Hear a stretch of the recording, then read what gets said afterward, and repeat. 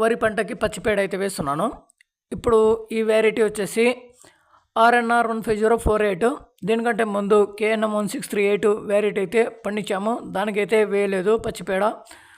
దానికి వచ్చేసి జీలక పంట పండించి అలాగే పత్తి పంట పండించి ఆ సతవ అయితే ఉంటుంది కాబట్టి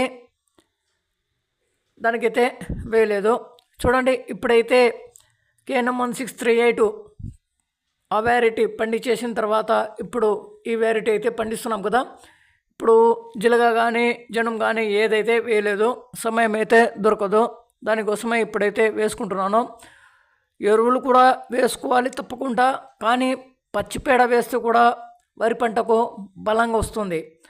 అది ఒకసారి వేసాము మేము, ఆ రిజల్ట్ ఆ ఫలితం చూసే మళ్ళీ ఇప్పుడైతే వేస్తున్నాను. చూడండి, ఈ విధంగా కయ్యలో ఒకసారి నీళ్లు చూడండి బాగా అర్ధ డ్రమ్ అయితే వేసేసాను.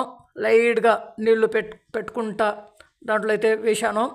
అది వచ్చేసి ఇప్పుడు 30 నుండి 40% వరకు ఆ కయ్య అయితే పారింది. ఇంకా లాస్ట్ వరకు అయితే పారలేదు. ఎక్కడ వరకు ఆ నీళ్లు గమనించి మళ్ళీ ఒక 40% వచ్చాయి.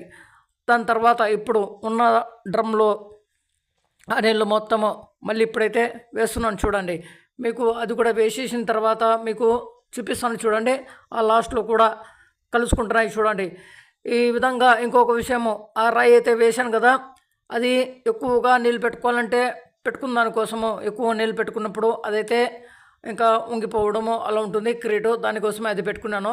చూడండి, ఆ విధంగా నీళ్ళు వేసినప్పుడు ఈ విధంగా లాస్ట్ వరకు కలిసిపోయినట్టుగా చూసుకోవాలి. మేము ముందుగానే నీళ్ళు పెట్టేసి వేస్తే అది ప్రయోజనం ఉండదు, లాస్ట్ వరకు అయితే రాదు. నీళ్ళు లేకుండా వేసుకోవాలి, మళ్ళీ తర్వాత వేసుకుంటూ చేసుకోవాలి. ఒకసారి గమనించండి, దీనికంటే ముందు కూడా 2 షార్ట్ వీడియోలు